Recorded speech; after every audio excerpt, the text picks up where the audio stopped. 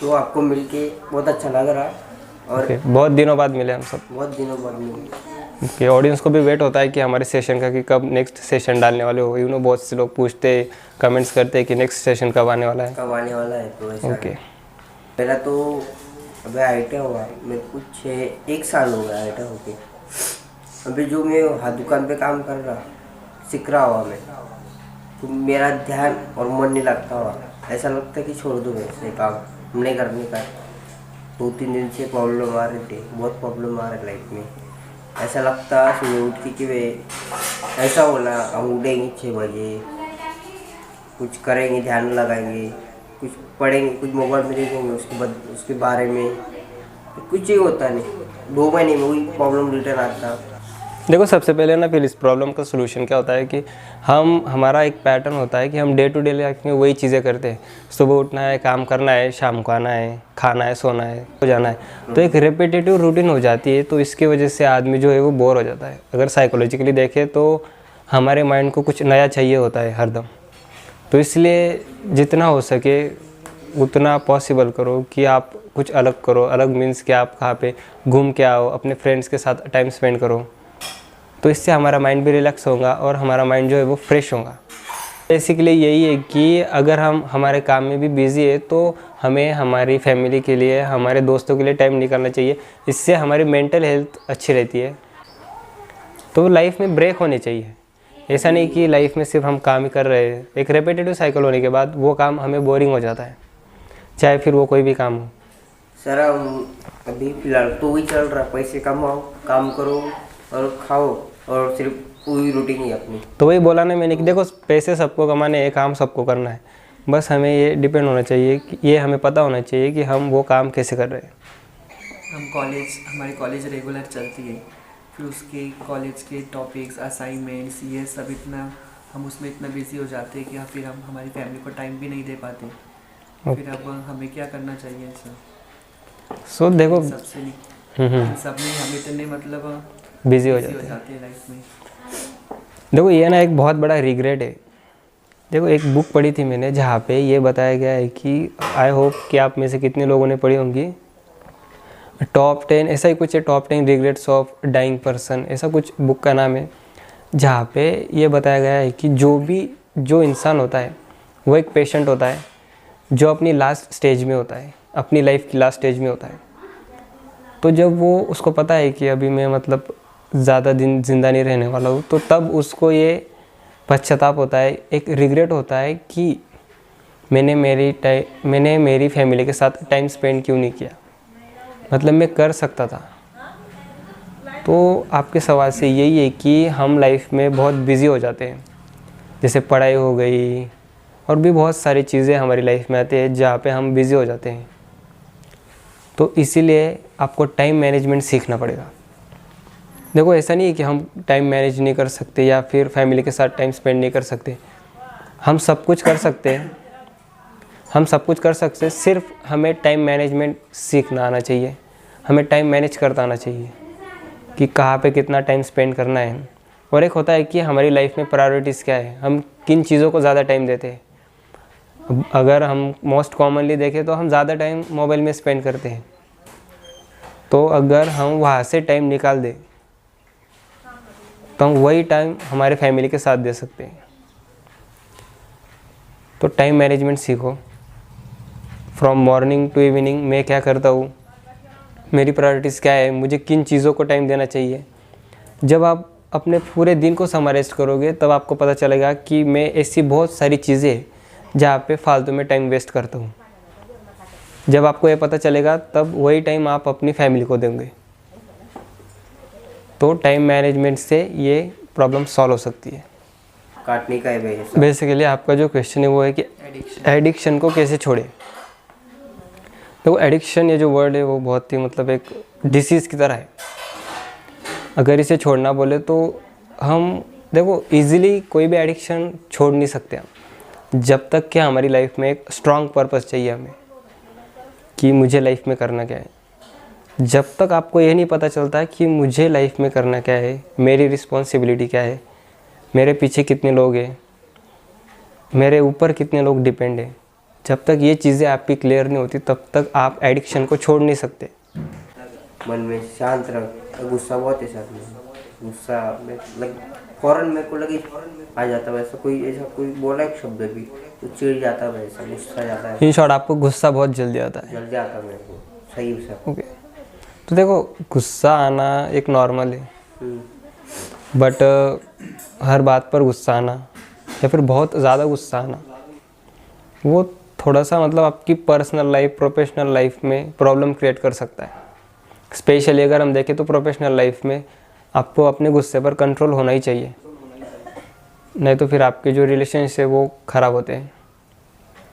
तो गुस्सा आना बेसिकली सबसे पहले ना तो इसका एक सॉल्यूशन यही है कि आप मेडिटेशन करो, अपने साथ टाइम स्पेंड करो। सबसे पहली बात तो सबसे पहले ना एक बात हमेशा याद रखो कि खुद को जानो, खुद को समझो कि मैं क्या हूँ, मुझे गुस्सा क्यों आता है, या फिर मैंने जो गुस्सा किया वो एक्चुअली जायज़ है या नहीं।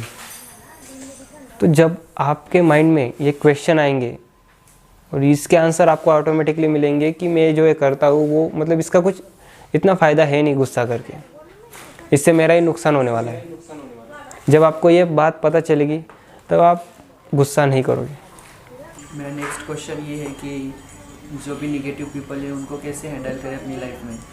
देखो एक बात हमेशा याद रखो, जो भी लोग आपकी लाइफ में नेगेटिव है या फिर आपको हमेशा नेगेटिव बोलते हैं तो उनसे दूर रहो, उनको हैंडल मत करो, क्योंकि सबसे ख़राब चीज़ या फिर सबसे बुरे लोग यही होते हैं जो नेगेटिव बोलते हैं। नेगेटिव लोग हमें खुद नेगेटिव करके जाते हैं, तो उनसे दूर रहो, उनसे ना झगड़ो ना उनसे बात करो, उनसे दूर रहो। आपके वेल विशर्स बहुत कम लोग होंगे, एक बात हमेशा याद रखना, 2-3 हार्डली जो होते वो हमेशा साथ रहते, फिर वो कभी छूटते नहीं हमसे, नहीं तो बहुत आते हैं बहुत जाते हैं। तो ये सोच के कभी दुखी मत होना कि इसने मेरे बारे में नेगेटिव बोला। सर मेरा लास्ट क्वेश्चन है कि मेरी रूटीन कैसे चेंज कर सकते हैं। देखो सबसे पहली बात, रूटीन अगर चेंज करनी तो जैसे मैं बोलता हूँ कि एक पर्पस्ड होना चाहिए, पर्पस्ड होना चाहिए, एक डिज़ायर होना चाहिए, तब जाके वो रूटीन चेंज होती है। अगर आपको सोने से पहले यही नहीं पता कि मुझे सुबह उठकर क्या करना है तो आप रूटीन कैसे चेंज करोगे, या फिर आप सुबह कैसे उठोगे। अब बहुत सारे लोगों को प्रॉब्लम होती है सुबह उठने में। देखो एक बात तो याद रखो कि अगर आपको जो भी करना है सुबह तो उसकी प्लानिंग नाइट को कर लो, सोने से पहले एक लिस्ट बना लो जहाँ पे ये मेंशन कर लो कि मुझे मॉर्निंग में उठ के क्या क्या करना है। फिर तब जाके आपके माइंड में एक पर्पस आता है, तब आप एक्चुअल में सुबह उठते हो और एक मॉर्निंग रूटीन सेट करते हो। सर मेरा क्वेश्चन ऐसा है कि जो मेरा माइंड है, मेरा जो मन है ऐसा स्थिर नहीं रहता सर, स्टेबल नहीं है, स्टेबल नहीं है, मेरा विचार चलते हैं, ओवर ऐसा थिंकिंग। आगे का विचार है।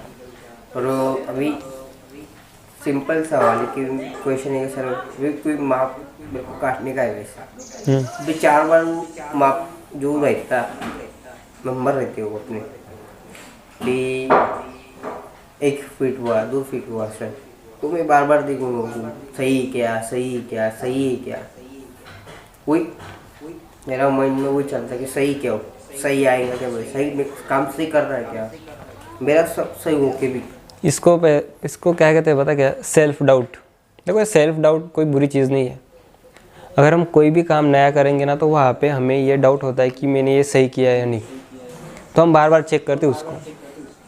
आप उसको बार बार चेक कब नहीं करोगे, जैसे आपने कहा कि मैं ये बार बार चेक करता हूँ कि ये मैंने सही किया ये गलत किया, तो आपको ज़रूरत है प्रैक्टिस की।